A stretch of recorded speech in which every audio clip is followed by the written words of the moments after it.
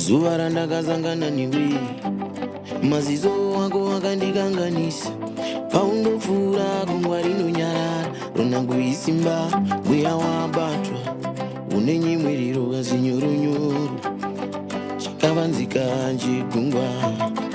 Kana izwi rangu richindidaidza, ndinotangwa ndisina doro.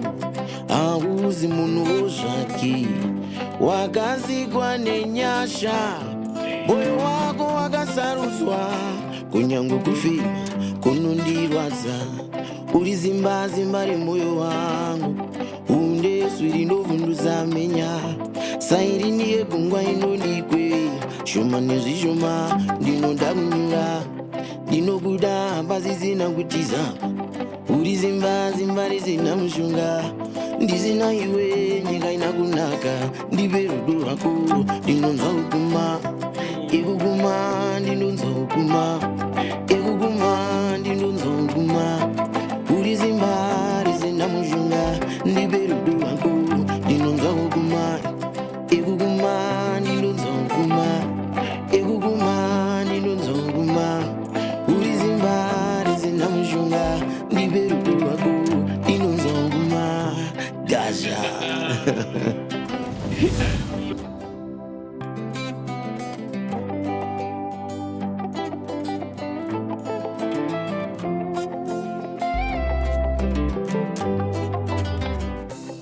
Zuva randakazangana newe, maziso wako akandikanganisa. Paundopfuura gungwa rinonyarara, ronangu isimba, mweya wabatwa. Une nyemwerero kazinyoronyoro, chakavanzika chegungwa. Kana izwi rangu richindidaidza, ndinotangwa ndisina doro. Hauzi munhuwo zvake, wakazikwa nenyasha. Moyo wako wakasarudzwa, kunyange kufema kunondirwadza. Uri zimba zimba remwoyo wangu, undezwi rinovhundutsa menya. Sairini yegungwa inondikweya, shoma nezvishoma ndinoda kunyura. Ndinokuda pasisina kutiza, uri zimba zimba risina mushonga. Ndisina iwe nyika ina kunaka, ndipe rudo rwako ndinonzwa kuguma. Ikuguma ndinonzwa kuguma, ikuguma ndinonzwa kuguma. Uri zimba risina mushonga, ndipe rudo rwako ndinonzwa kuguma. Ikuguma ndinonzwa kuguma, ikuguma ndinonzwa kuguma. Uri zimba risina mushonga, ndipe rudo rwako ndinonzwa kuguma. Gaja. That is only good music. Awaitirire ka 7 kana ka 8 kana ka 9. Ngoitirira ka 1 chete kana nenzeve yemusic. Ladies and gentlemen, today we have got another special guest. Munhu endana nenguva ndichimutsvaga because of a particular conversation that we wanted to have. But God's time is always right. And I think pane comment yakazoisa pa Facebook, ndikaona kuti mukoma unenge wakuita vachita sei vachiuya padhuze. Saka nhasi tinavo mukoma Andy Muridzo. Zviri sei mukoma Zigo? Tiri nani mundima wakoma kamukatiti. Mukoma Zigo, I remember something like 10 years ago, mandakatanga kunzwa Derira. Oh, yeah, Derira. Hey, I have to say, of course, mukoma wenyu that time Japreza zita ndola izikanwa chiri kuna Japreza. Saka ndi Japreza, but hey, pane ka different karipo apa.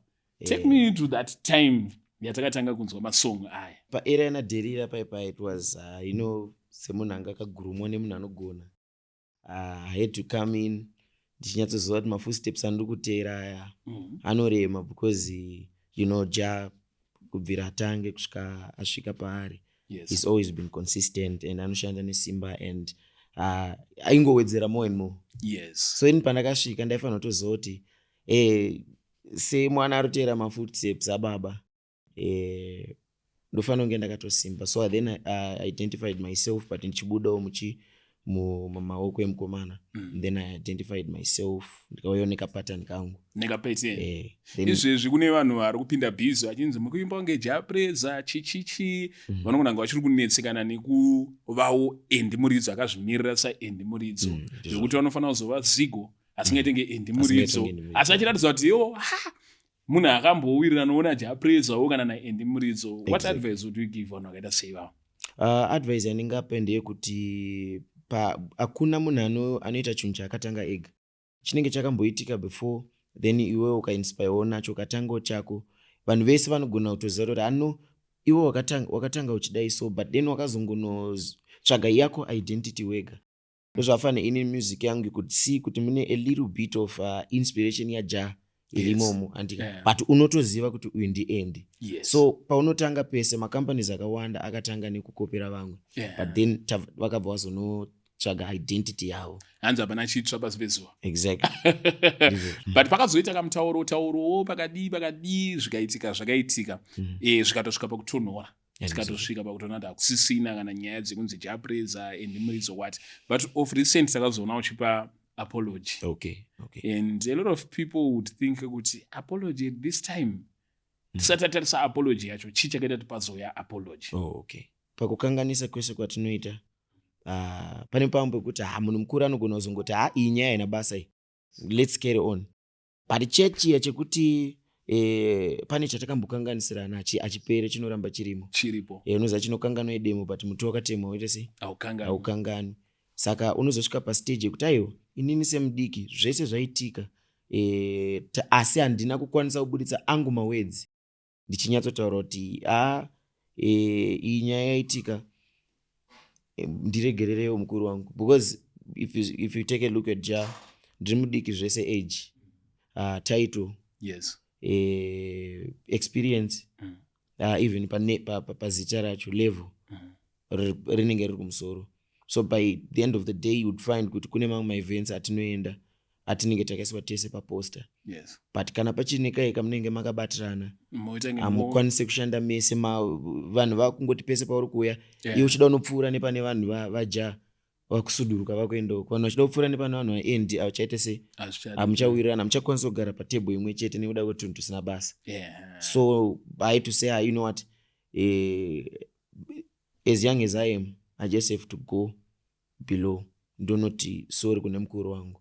And though it was very fortunate kuti mukuru akanodaira mva anoti mfano wangu zvakamira sei. Haisi nyaya yekuti unongochiti ndakakumbira regerero just because ndiri kuda kuzowanika pamunowanika. It's just a way kuti patinozosangana tinge tichiita sei. A lot of people also woke up to news zekunzi endi muridzo ari kudzinga vanhu kufamu. Paine mavhidhiyo vanhu vachiti endi, vanhu vakati ndiendi watinoziva.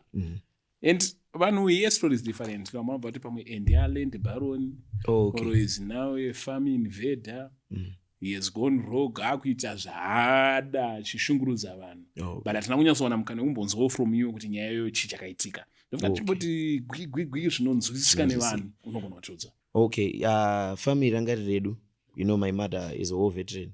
So panguva yakapiwa ma-war veteran ma-farms, my mother happened to be wangatoro pamusoro ndo aitopawo vamwe vanhu ma-farms madays acho. So pane vanhu vamunosvika vaishandira varungu veve. Vamwe vakabva kuMalawi, vamwe Zambia, vamwe Mozambique nechi vanga vari ipapo. Hatina murungana akatodedza vamwe kati vandaishanda navo one day. And then some chose to go, some chose to stay.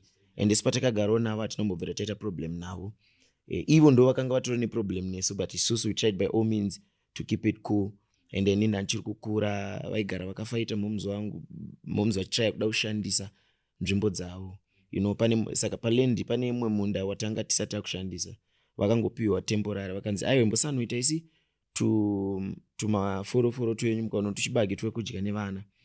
Pakazotanga kunetsa nepepe kuti momzi wangu achitaura kuti aiwa now ndakuda kushandisa famu rangu. Ndo pakatanga ma-problems.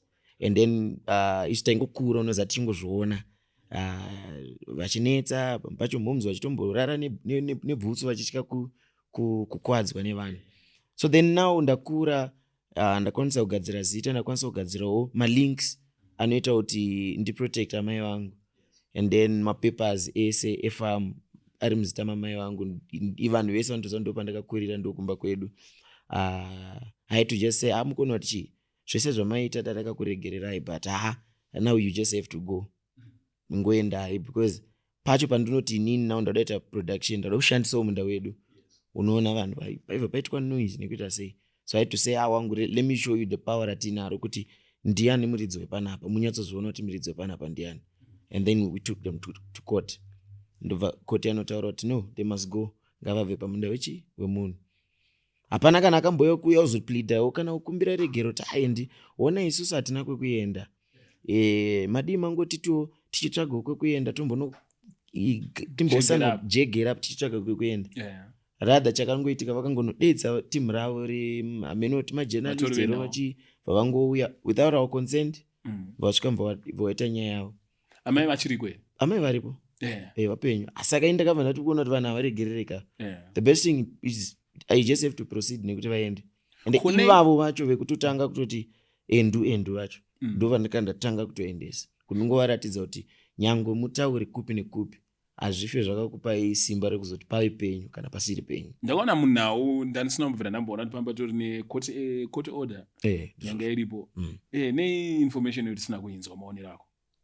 It was personal, ndosaka ndisina mbobvira ndaitaura indakangoi kozi yange yatovapo pamhepo. Alright. Saka ndandisina nidhi yekuti ndibva ndanotaurira vanhu prazi nderedu rakazonodai but nekuda kwekuti yakabuda pasocial media ndakangoti ndiadresse because vanhu vanoramba vane unotukwa nevanhu vachishandisa false information. Thank you for setting that record clear. But anyway, nyaya yatadedzera Andy Muridzo pano ine chekuita nekunamata kwedu chikristu, chivanhu or anything chine chekuita nemweya wako. Andy Muridzo is one of those wekuti kana vakayimba tinogona kunzwa mweya yedu ichizungunuka.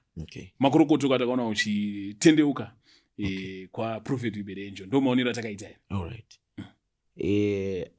Kusi kutendeuka esachi ndo kwandakachuza kuti ndizo tenda Mwari kana kunamata Mwari kana kuti kuziva zvakavanzika zvaMwari ndiriko. Uriko. Exactly. Alright. Because Mdara is now Prophet Iberenjo is now my spiritual father.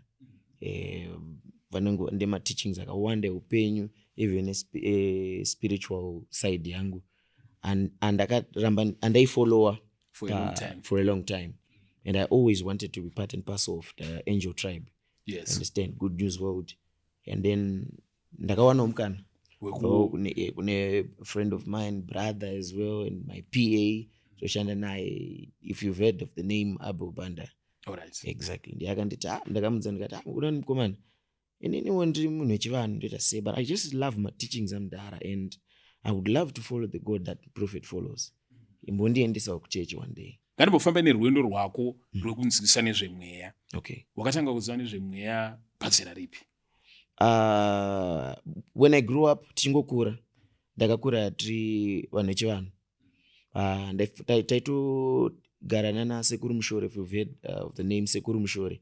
Aipfeka matewe so wepanharira hills. Taitogara mumao chaimo pese pavari tenge tiripo. And then pakukurawo ndakabva ndazoenda kumusha kunotoni kuuzumba. Ndo pandakabva ndapinda United Methodist and then vandambokanganwa zvechivanhu and all that. Zvechikristu. So zapane maepisodes akawanda ekuti munhu anoyacho kuti iwewe uri munhu mukuru, iwe gadzirisa zviri pauri, iwe ita so andika. Then ndobva ndazonoenda ndikatonotanga unogadzira chivanhu changu from scratch, kuda kutracer lineage yangu kwayakabva kuti izosvika pandiri. And then ndikatracer izvozvo ndakapedza maroots ndikafamba zvaida. For vanhu vobva vari kuona maZimbabweans especially vechidiki vakakurira mumadhorobha ka paunoti kugadzirisa chivanhu changu havanzwisise kuti uri kuti chii. Okay, when you are born with a spiritual gift inotanga yagadziriswa kumaroots kwangu inini ndo kuchivanhu kuchitema kwokuti unotanga unotedzwa kunzi chipo chauri ichi chakauya pauri sei ende chakaunzwa kuzobata basa ripi. Basa rese iroro rinotaurwa kana uri mudzimu uya oreva masuo ogadzirwa zvese zvinoda kuitwa nemudzimu zvoitwa handiti. But later you decide wega kuti okay, maroots angu ndagadzira which part do I want to choose. Mvozo not inini angu I want to choose the church side or ndoda ngokontinue negwara rechivanhu. Oscar unokwanisa kutochuza. You can choose because the power yekuchuza iri pamunhu. Haisi paspirit, iri pamunhu ndiye anochuza zvaanenge akuzoda. So inini ndandiri muchivanhu all in all handingati ndiri muchivanhu. Ndiri muchivanhu because zagara chivanhu is a lifestyle yedu. It's a lifestyle. And then ndakazonochuza kuti no, you know what, inini pandiri kuda kunyatsotaura naMwari, ndoda kutaura naMwari, ndiri kupi? Ndiri kuchechi. Right. But pakanzi paita problem yekunzi paita zvinhu zviri kudiwa mumusha zvinoda kugadzirwa chivanhu. I go and assist. Right. Then ndanoassista, then I go to do what I do. Because kune vamwe vari mufamily kandi vamwe vatinosangana navo vanobhilivha chivanhu chiri pamukomana. Handiti vanoti inini ndoda kubatsirwa nemi, but handisida kuti mundibatsire nekundibata musoro. Ndoda kuti mundifambisirewo gwara rangu remaroots angu inini ari echivanhu. Yes, I can go assist a person, ndomuudzawo ruzivo rwandoziva kusvika pandoziva. Iye then zvese izvo zvapera ndiye achachuza kuti alright, that being done, maroots angu anaka, do I have to follow chivanhu kana kuti ndichaita mupostori kana kuti ndichaenda kupi? Zvava up to a man. Chipo chako kuchivanhu changa chiri chipo chei? Ndine mudzimu wedzinza. Mudzimu wedzinza. Exactly. Tateguru wedzinza, yeah. Then kana kuri kunzi wachuza kuchiKristu sezvawakaita izvi, unenge une chipo chipi chinenge chichienderana nechipo ichocho kuchivanhu? Inini I would call myself a seer.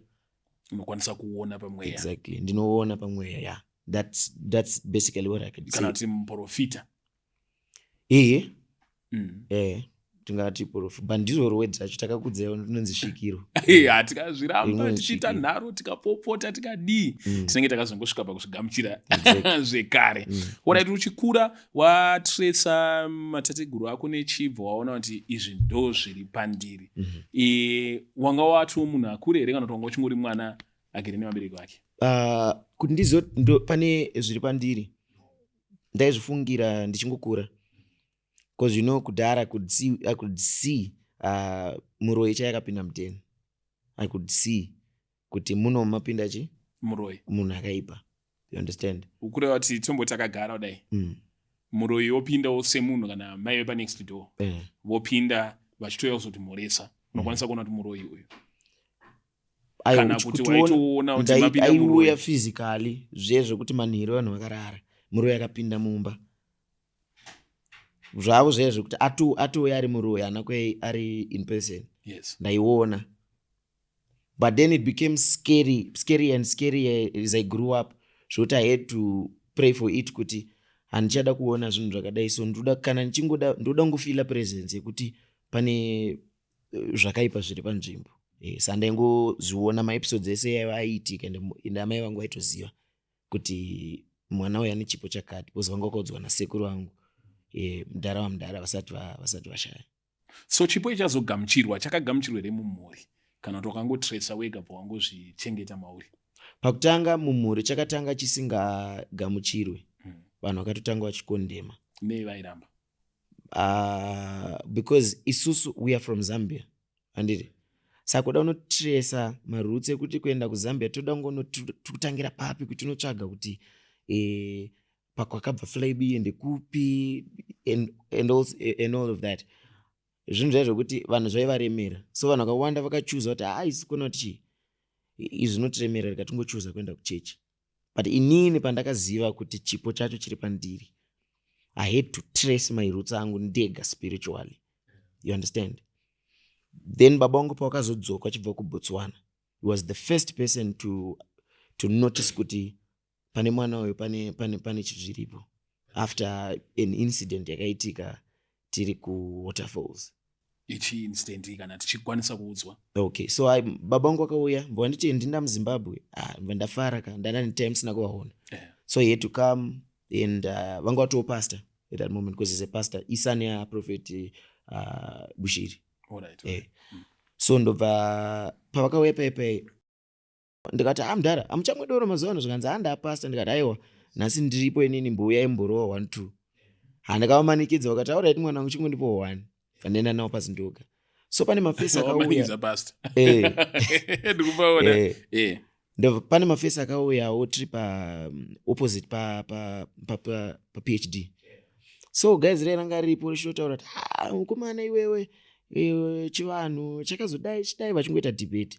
Ndikaudza ndikati ayo guys, you know what, zvinongoitika kuchivanhu zvinoitika futi the Christian world, because chipo chinongouya iwo ndounochuza kuti uda kuita chii. And then vanhu vakati aiwa panoprofitwa zvozoita sei, and then vanatanga kuvaprofita vakomana vese vari papo kuti waprofita straight. Pano mwana akatoprofita kuti ayo une shamari yako iri mujeri so iri kubuda musi wakati inonzi ningi. And then those guys had to kneel achibva kuti papa. Ndikati aiwa guys, handisi papa, ndaida kungokudemonstratirai power chete kuti kana uri spiritually gifted you can use it anyhow. It doesn't matter kuti uri papi. So that's when my father noticed kuti mwana wangu ane chipo. Iwo vanga vabvawo kumashure vachida kutrace kuti chipo chachenzi chipo chemusha chiri mumwana upi.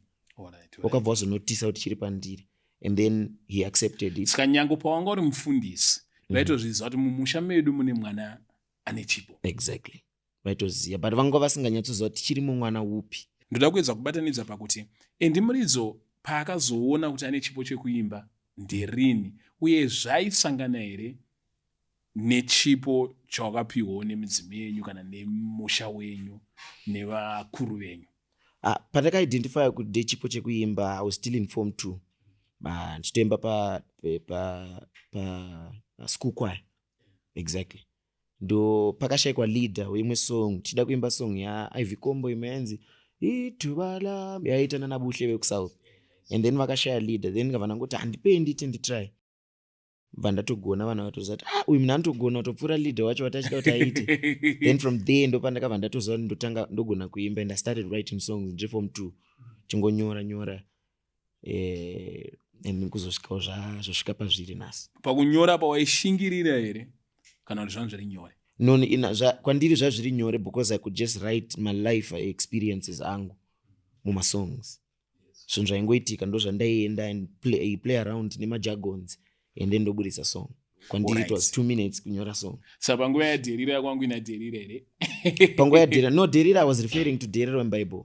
Alright. Kuti in order for them to capture Samson, they had to look for ways dzakawanda kuti vamcapture. But weakness yake vakazoona kuti weakness yaSamson yanga iri pasikana vakanaka. Ndosaka vakadedza Delilah kuti awezoita sei kuzomutempta. So it was all about kuti wakanaka uri temptation kwandiri handikwanisi kukuresist. Ndo zvaireva song yayo. Ladies and gentlemen, ndiye Endimuridzo watinayo panapa achinyanyotiudza mostly about rwendo rwake rwekuzosvika pakuti Endimuridzo tengizo ati probably pane zvikuru zvinogona kunge zviri paari. Now tafamba tararama takuzoona Endimuridzo aenda kuchechi kwaProfeti Baby Angel. Ndatanga kufollowa Mama Baby Angel pekutanga. Ende pandaivafollowa pacho ndaiadmire ndichiti dei varume vese vakwanisa kuona mukadzi anenge Mother Baby Angel, because murume wavo anotukwa anobhashwa anoitwa sei, but she stands tall, she always praises her husband. And then that's how I started following kuzosvika ndazofollowa Prophet. Ndaona ma-teachings avo manje. Ndopandikabva ndatanga kuzofollowa Prophet. And then ivo vakazoona kuti ndiri kuvafollowa, ndopatakatanga conversation vakati I'm glad I like you, I like the fact yekuti uri kutifollowa. Then ndopandakatanga kurova ma-conversations, but ndisanda kutomboenda kuchechi. Then that was 2018 ndopandakatanga kurwa ma-communications na Prophet. Ndikatomboitira ma-songs Foundation sometime na Lazity. But kuzoenda kuchechi manje ndakazotanga last year. And how was the reception iwo? I tell you the truth, ndakatambirwa nemaoko 1 million. Munhu wese vakatofara, and even Abel paakatondiendesa kuchechi akatanga kutogena respect yevanhu vakawanda vachiti vamwe vanhu vese tingakwanise kuvaunza kuchechi, but we never knew kuti pachaita munhu anokwanisa kunotora Endimuridzo anemba nhekwe kuti auye kuzonamata nesu kuchechi. Nawo uchipinda muchechi kazhinji kacho vanhu vanenge vachitarisira kuti chiKristu nechi vanhu hazvisangani. Do you feel kunge uri in a different place ine mumwe Mwari akasiyana nemusika vanhu wanga wakura uchiziva? Even though waimboendako kune machechi but right at that time yekuti vanhu vanenge vachita boldly proclaim, wakaona nguri mune imwe nzvimbo ine mumwe Mwari akasiyana naMwari wawaiziva here pesa? Inini manje nekuunderstanda kwandoita the spirit world, ndakatongoziva kuti ndiri musame place. Inyaya yekuti unenge uri muplace yevanhu vanenge vari biased, vamwe vasinganyatsonzwisisa kuti zvinhu zvinofamba sei. Uyu ende musi ndakatotanga kuya kuchechi, madhezi ndakatanga kuenda kuchechi, ndatoenda ndichiri ndakapfeka zvuma zvangu mumaoko, you understand. But ndega ndakazongoona kuti you know what, and the prophet accepted me, vakatotaurira vanhu kuti endi mwana wedu did a project. So you know vanhu vanenge vasinganzwisise zvinhu zvazve. Saka I had to remove zvuma zvazvo, ndikati chero ndikanzi ndakazvipfeka kana kuti handina, but gift haisi muzvuma iri mandiri. Kuti vanhu vachizonyatso, you know, vanogona kutambira, but vanenge vachitya kutambira nekuti vanenge vachiti uyu akapfeka mazichuma uyu, you understand. Because vanhu vobva vanoassociata zvuma chivanhu, vanenge vachifunga kuti un'anga, vamwe vachiti uroi, but from you ndombonzwa from you. Vanhu vatinoti ana sekuru ndidzo here dzinonzi n'anga futi chinhu chimwe chete. Vana zvinoitika pane rinonzi svikiro nechinhu chinonzi n'anga, zvinhu izvo zvakasiyana. Svikiro anoshanda kana kuti kubatsira vanhu nemudzimu wedzinza rake, wemutupo wake. You understand? Uti kana uchitoera kana tembo, unongoziva kuti tateguru vetembo vanonzi vanogara kana kuti pana zigo. Utotanga kunzi unongochiudzwa kuprotecta musha, kuziva matambudziko emumusha, zvakanakira zvinoitwa zvakanaka zvemumusha zvinochiitwa through iwewe nekuti ilineage yako. But n'anga kazhinji kacho dzinowanzoenda kunokwereta, inonzi kunokwereta mweya. You understand? Kunokwereta mweya wekuti mweya unenge wachishanda nawo unenge usiri wedzinza rako. Exactly. Saka iwe mweya wewe unouya wotanga kushanda kwauri wewe, wakuya semunhu anonzi mushavi. Kana kwanonzi vashavi. Unoshanda neshavi. Saka svikiro rinoshanda nemudzimu, n'anga inoshanda neshavi. And the shavi can turn into anything. Ukariti kill, it can kill. Ukariti bless, it can bless. Saka zvasiyana mai nesvikiro, bo svikiro haridi kuona ropa. And it's easy for svikiro kuenda kunoita prophet. It's easy, very easy. You understand? Svikiro unokwanisa kuita prophet easily. It's very easy. Just iwewe ukazviudza wega mumwana mako kuti nini kuona kuti zvikongu ndiri svikiro, but nini I want to follow God nenzira iyi. Because panoitwa svikiro panodonha futi nyenyedzi. Murikuona? Kudonha nyenyedzi kuita sei? Indapa ndataura nechisowe. Nyenyedzi kana tataura angels. You understand? Wakamboenda kumasowe? Masowe ndakapfuura neko. But ndakugara nguva refu.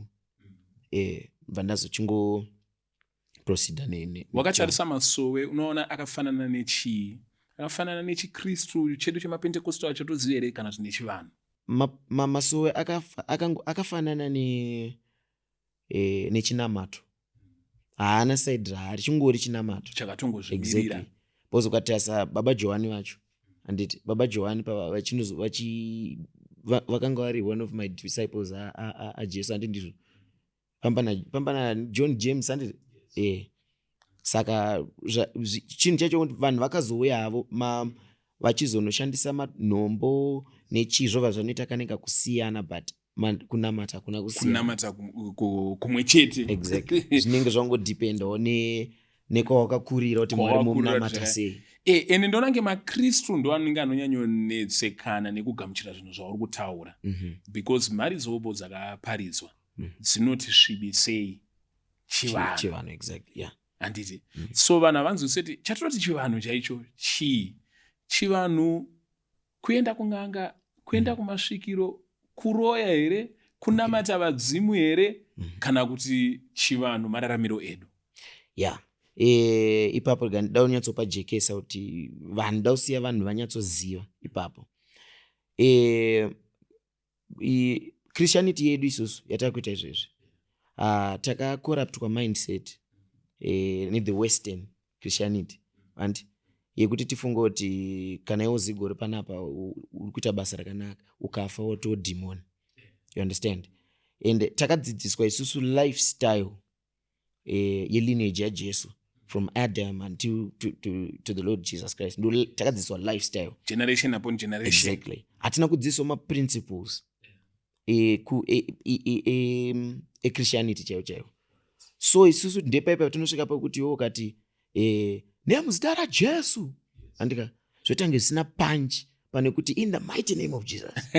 Urikuona? Yes. Chivanhu makuriro edu zvatakangokura uchimuka wakuziva woziva kuti ava ndimama, ava ndidhedhi, ava ndisekuru. Kana kune vamwe sekuru vakanga vari kuzoti kuna sekuru vangu vakanga vakadai. It's just following marutsi edu. Anditi ndo chinonzi chivanhu mararamiro edu as black people. It's a way of life. It's a way of life. Alright. Paipe panonzi vanhu vanozofunga kuti tinonamata vadzimu kana kuti tinoita sei. No. Vanhu vechivanhu havanamate vadzimu. We honor and consult. You understand? Zvasiyana in Christianity we go straight to the Almighty. Kuchivanhu vane channel yavanofollowa kusvika vasvika kunani? Kuna Mwari. So yekuchivanhu inoti nonokei, yeChristianity inoti kurumidzei. That's why vanhu vakawanda vachizonotiza plus chivanhu chakaoma. Christianity inotange neskiri stereki. Inotange easy. Bosi kunopfekwa masutu. Kunoridzwa ma keyboards, kunoita sei kuchivanhu munotofamba barefooted. Pinda mumaninga, pinda mumapako, kurara masango muchiteura pasi pemuhacha nepasi pemutsonzowa nechi. Vamwe vanoputawo bute zvinoenderana nedzinza renyu. Sikwedu dzinza redu hatipute bute. Toroshatopira nehupfu. Kupira nehupfu. Urikuona? Kuita sei? Kana uchisuma like pana nchitaura kuti uchiconsulta to the ancestors kuti vakusvitsiro kuna Mwari.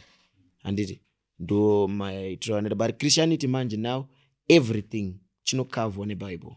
Saka semunhu akwanisa kuita zvese izvi kuti probably before or even now une chivanhu chawakaita oro chauchiri kuita.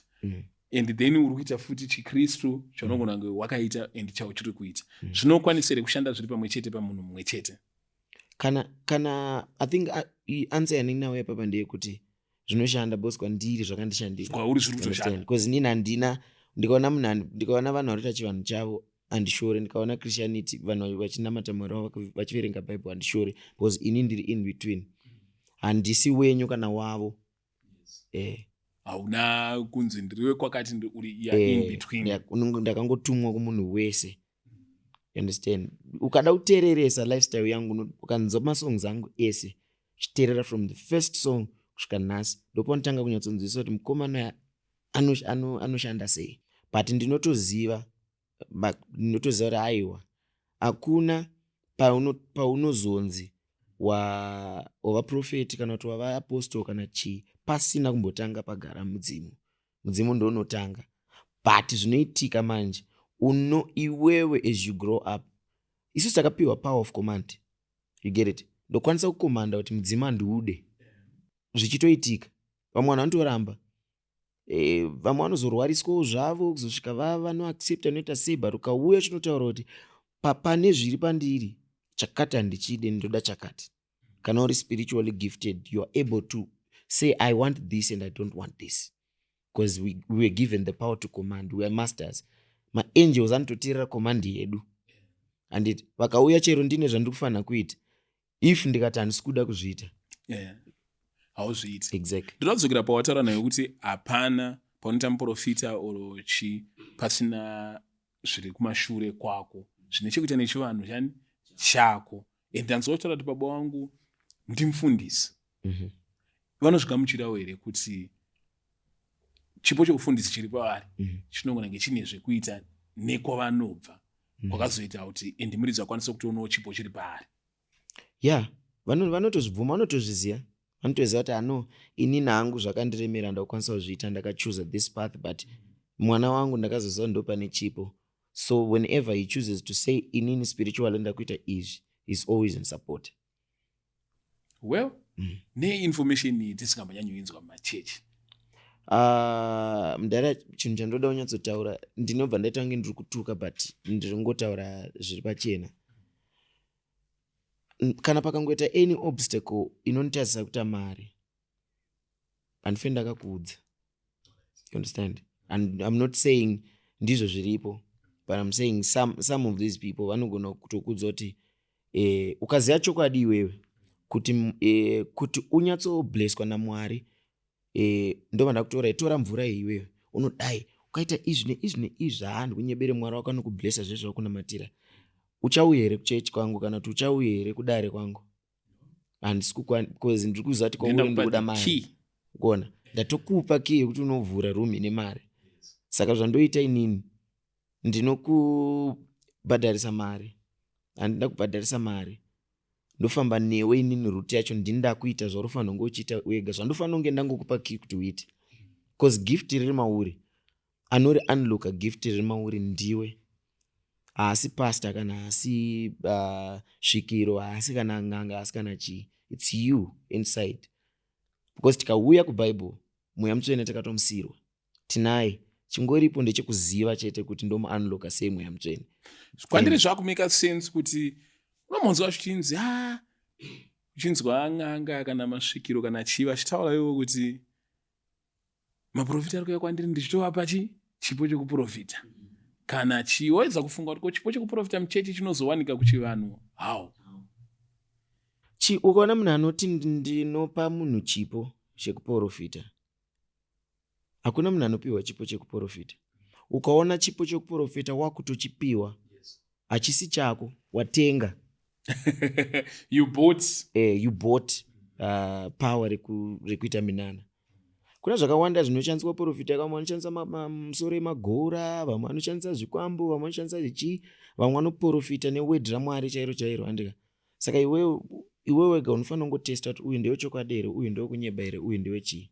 But pautaura nyaya nawo yemasvikiro, ndinenge ndanzwisisa svikiro kuti chinenge chinhu chakanaka. From matauriro auri kuita kuti svikiro nderemumba, ndopanosvikira midzimu yemusha menyu, and svikiro harishandise mashare. Exactly. Then kung'anga kune dzakanaka here nedzakashata, oro ng'anga wanguriwo vanhu vangofanana nemaprofita atinawo nguva ino. Right.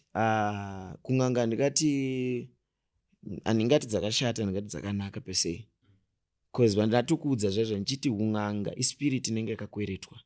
Handiti spirit yakakweretwa iri kushanda mudzinza musiri mayo, obvious inoda muripo.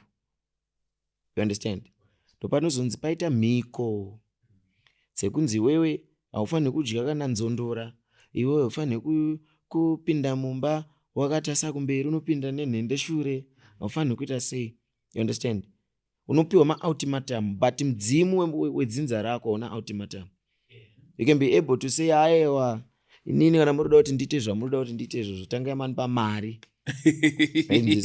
Ndibatsirei pandinotsvaga mari ndiiwane, ndoita zvese zvamunoda. You have the power to say that, but you can't say that much to a borrowed spirit. Hazvite. Borrowed spirit ndenitokupa maconditions ayo ekuti iwewe kuti inini ndishande zvauri kuda izvi, you have to do this in return. Nguva yatikurarama ineyo ndo nguva yatakunzwa nyaya idzi dzinyatsotaurwa pachena. Uye uchitonzwawo maprofita vachitombotaurawo nyaya dzemasvikiro muchechi, nyaya dzemudzimu. Zvine zvazvinoreva here muchivanhu chedu kuti nguva inoyi takunzwa nyaya idzi dzichitaurwa kudarika kumashure uko? Vanhu vangotya kutaura chokwadi. It's very fortunate kuti kweduwo kuna spiritual father yedu vanoudza vanhu chokwadi. Whether you choose to accept it or kusazvitambira, but fake being told, anenge vanenge vatokudza chokwadi. Believe it or not, but chokwadi chinenge chataurwa. Unenge wachinzwa. You understand? Yes. Vekare manje vangone kamukaya kekuti vaitaura vachitya kuti ndikazotaura izvi ko vanhu vachazotii. You understand? So kana uri gift rako uchitemba naro iwe uchizoti gift rangu zvechokwadi rakabva kuna Mwari, you don't have to be scared kutaura zvinhu sezvazviri. Kune vanhu vakararama muchirungu kwenguva yakareba kusvika vatofa varimo muchirungu, ende vachingoita zvechikristu chete. Kusiri kuti mutemo probably kuti uite zvese, asi kuti vaita zvechikristu vachiona zvinhu zvavo zvichivafambira. Zvakakosherei kuvanhu kuti vazive chivanhu chavo, tomboti kungoziva chete. You know, varungu vanonyora history yavo yese kuitira kuti pakazoita any problem inenge yafesa mumusha, mukaitsvaga muhistory ka nogona kuona kuti problem yakambofesa sekuru avo kana kuti gogo avo yakasovwa sei. You understand? Yes. You have means and ways dzekusolva nadzo maproblems muchiziva zvamuri. So isusu manje takabrainwashwa pakuti history yedu hatiinyore pasi, zvinhu zvedu hatizvinyore pasi. So vanhu vese we believe something that is written down. You understand? Whether chiri chekunyepa fact yekuti chakangonyorwa tinochibelieve ingani takabelieve kuti takabva kumakudo vanhu kubvira kudhara chinyora kuchikoro nyaya dzanachostaruin takabva kumakudo nekuti zvakanyorwa pasi. as long as chakanyorwa chete. That's why takakwanisa kukurumidza kunzwisa chiKristu exactly kudarika chivanhu chachiri padhuze nesu. Exactly. And iwo semunhu anombopefomawo kumabira nemwe mitambo yechivanhu ungaifananidzire nemitambo yekumachechi yatinomboita? Hazvife zvakazofanana ka because zvinotambwa zvakasiyana. You understand? So hazvife zvakafanana, asi chandinongoziva zvangu ndechekuti ndakatarisa vanhu vese kuchivanhu nekuchechi kuti muri busy kurwisana zvenyu, but chinhu chamuri kurwisanirana chimwe chete. Mukurwisirana chinhu one, which is what? Which is God Almighty. Exactly. Now let us talk about you as a Christian as well now. Uri mukristu kudai kunenge kushuya dzimwe mharidzo dzinenge chinzi uri murima, vanhu vari kuita izvi vakarasika, and chikristu chinogona kunge chikupikisana zvafanana kune mavhesi anenge achiti this war it's either you are for us or you are not for us. Unodzinzwisawo sei nyaya dzakadaro kana dzichika kwauri? Dzekuti iwewe kana watiwa mukristu haufaniri watonzi upise mazango, uyaurase tsvimbo, uyaupise machira, zvinobva zvanzi wachisikwa chitsva zvakare zvapfuura. Pakuti zvakare zvapfuura vari kurati ndimuridzi ngapa atobvisa zvese zvaakapfeka ubva yakangopfeka sutu akachena chaizvo. Ipapo manje ndopakushanda free will manje. Because muchecha mudzingo munhu. Muchecha mudzingo munhu munogona kuti pane vamwe kuti andokura ari chidhakwa ka parachingoenda kuchechi every Sunday. Nguva yaMwari kana yakwana yekuti iwe uchinje izvi neizvi, munongosiya munhu anozviita ega, zvinozviita zvega. But kwandiri nguva yangu yaMwari yanga yakandikwanira kudhara, changosara chete kuti ndiende kuchechi. Zvekuti vanhu vachazofungei unenge watone homework because ini ndiri maths sina answer. What I don't work unofane macorrections. Saka ndongotarisa ndichita zvangu kana ndiri kuita zviri wrong ndichajajana naMwari. Handidi kujajwa nemunhu wenyama because ndikada kutanga kuzokujajja iwo zvadhakwa. So when I go to church, leave me be. Ukandiona nichimba nhekwe, leave me be, because ini naMwari wangu tisitozivana kuti zvandiri kuita izvi ndezvechokwadi here kana ndezvekunyepa. Handife ndakaudza munhu kuti ndinoita zvechokwadi akasabelieve.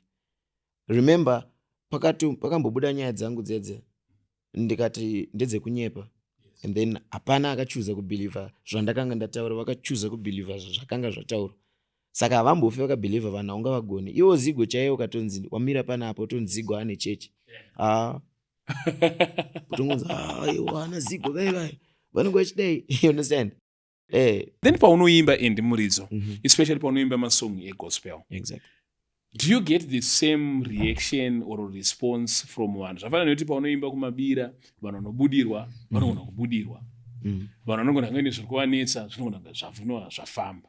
Now une masong aunoimba kubva kudhara waitoimba mamwe egospel mamwe echi, and now zvinenge zvakutoita worse because kuramba uchifanika kuchechi. Paunoimba do you get vanhuwo vachiitawo zvinoitwawo makristu zvekuti vanoti we are falling under the Holy Ghost or ndanzwa something paimba muridzo, or inenge chingori entertainment?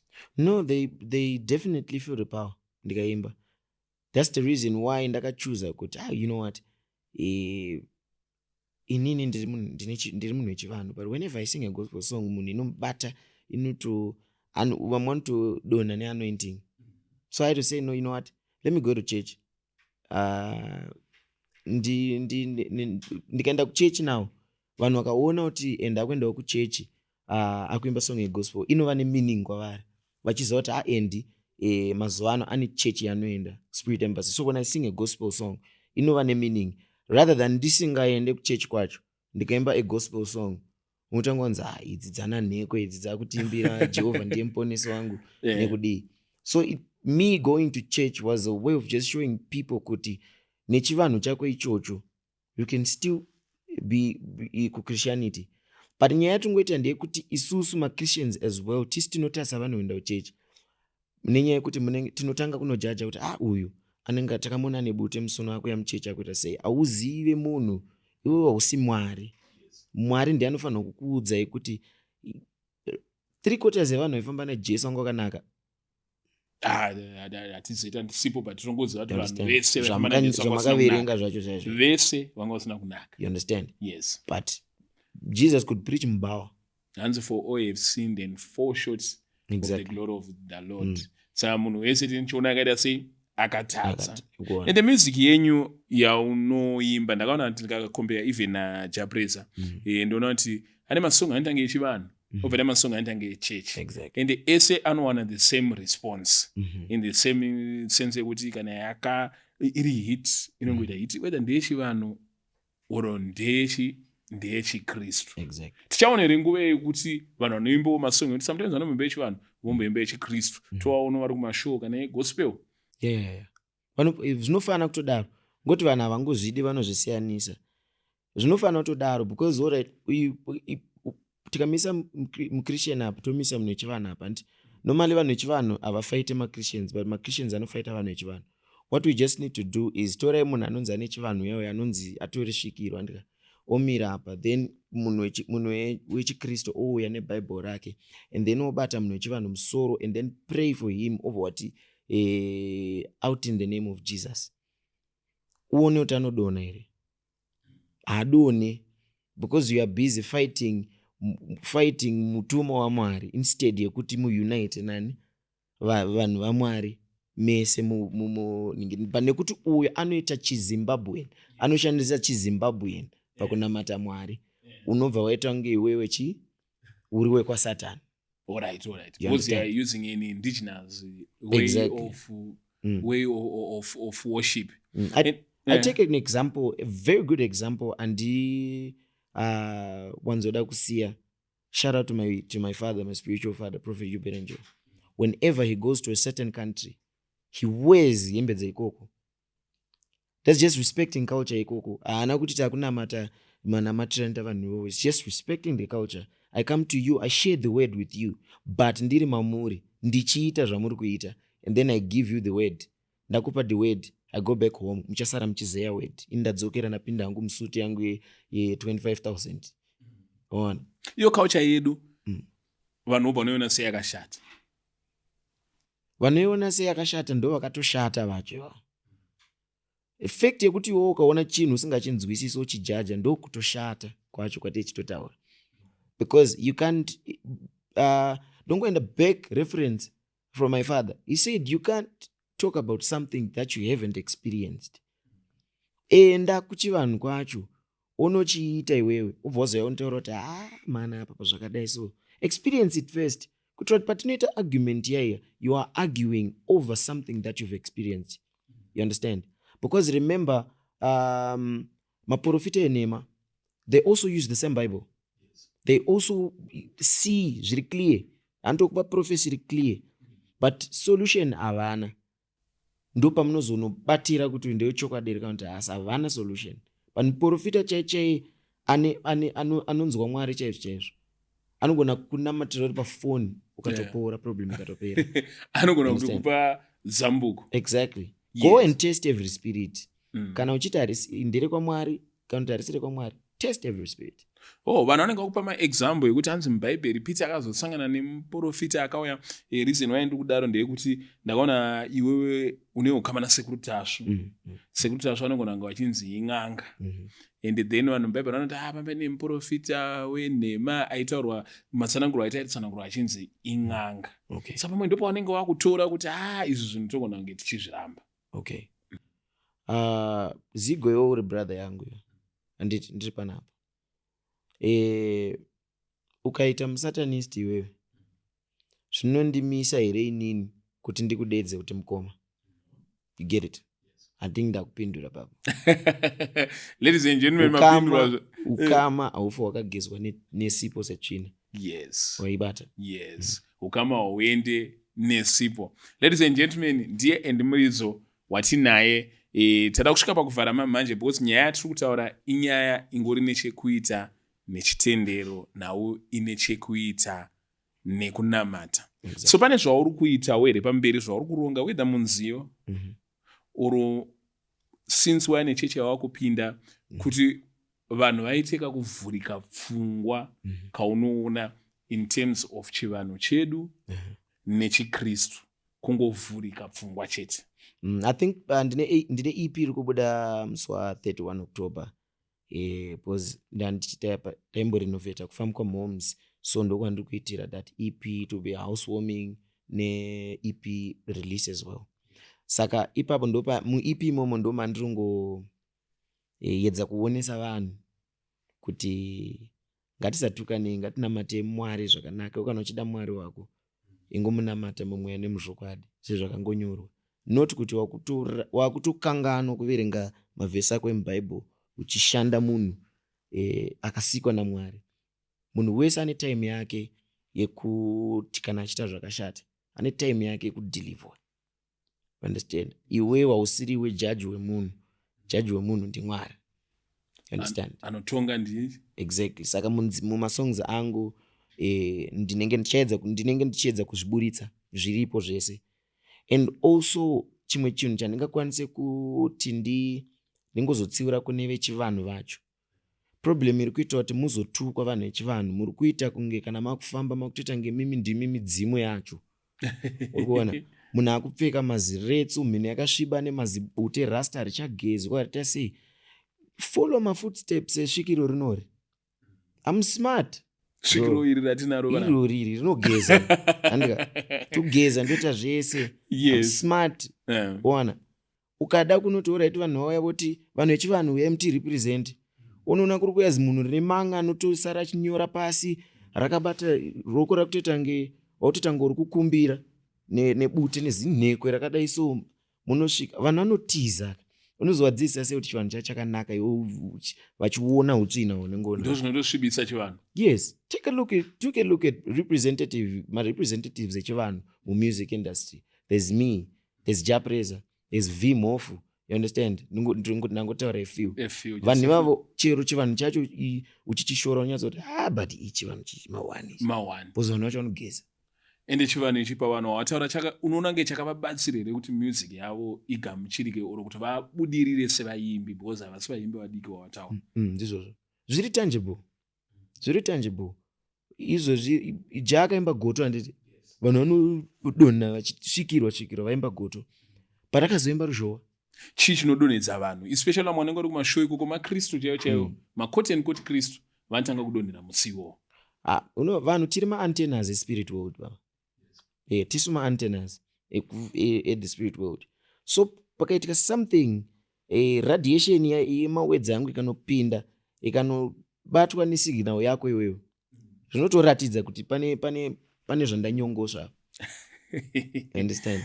Pane chananda unzisa wakambosangana nevanoita zvemanjuzo. Vanhu vechikadzi. Chivanhu here chiye oro misikanzo. Vanhu ivo ndo vari kushoresa chivanhu to the last. Because vakuita zvemanjuzo vakunotora zvimweya zvemumvura umomo zvevanhu vakangofirawo imomo kana vasina kana direction. Yobva vanotanga vanotaura kuti nditsvagire mari enda kunoita sei. Panda kudzwa kuti a borrowed spirit yese ine ma-consequences after. Unozonzwa kana munhu yanzi azvare, kana kuti aite varume, kana kuti anobleeda achipfurikidza bleeding period yake. You understand? Because you've borrowed the spirit. Zviri pauri ngazvishande zvakatumwa naMwari, zvishande pauri semushandiro zvinofanira kuita. Kana usina usachive zvausina. Kana usiri spiritually gifted, live like that. Haunombonzi unofa. Enda unotengesa madomasi. Noita mari. Ladies and gentlemen, this has been Andy Muridzo watantinaye panapa tichida kumbonzwa kuti zvakamira sei. Hatingazobva panapa tisina kunzwa kuti Andy music yakatirongera pamberi apa akamboti tirongana akapela kadiki tichisvika pakuvhara. Izvozvo kamboti pakana 1 kanenge karerekera uku ne 1 kanenge karerekera uku. Tuma akapela tiri kumbonzwa kuti voice iri ndiro chairo here tobva tasvika pakuvhara. Ndikumazira masongs Wamusiwa edu isusu tinonyora tosiya mustudio ka. Yes. Of vanonhingirikina, but you helped me with one Mwana wa Mambo. Okay. Ida kusechwa. No. Kanitsingira akapela. Yes. Wangadeno wazenga mutumba mambo kutanangira gano koini ndonza ndiko. Wangadeno wazenga mutumba chiringe chikuvikire fumo koini ndonza ndiko. Kundirongera namo musha wangu pweredzo rarire jocho aiwa mandigura musoro. Paricha wondomoka berera makatasha muchaziva ndini ani. Iyemi pachafumuka mariva makateya muchaziva ndini ani. Iyemi zvomozunga muzungo ndinovhika nzono ndiri ndega ndiri mwana wa mambo kasha. Song inakamboinzwa iyi. Yes. Wakaiperforma ku Spirit Embassy andisi? Spirit Embassy, yeah. What is the meaning behind kunze kwengoti ndiri mwana wa mambo? Munhu ari kuteerera. Inini pakuzvarwa kwangu cheko ndiri mwana wa mambo, because we are kings kwatinobva kuZambia, Kaoma village iri muZambia, border reAngola neZambia. We are kings. I'm son of Prophet Ruben Angel. He's a king in the spirit, and I'm also a king, son of the Almighty. So one song yanyaso cheka kwese zvakanaka. Pachine need imwe rapa. Abasina because mwana wa mambo. Ladies and gentlemen, masonga ya munoona pa YouTube anenge aripo, and this has been Endimuridzo. Our interview was very short and brief because we were focusing on what really matters. Thank you, Mkoma End. Thank you so much. And with that, we are out. Peace. Zico is a journalist. He comments on doctrinal matters. Whatever gives Zico $1 is what he will publish. At best, he's a journalist. Journalist.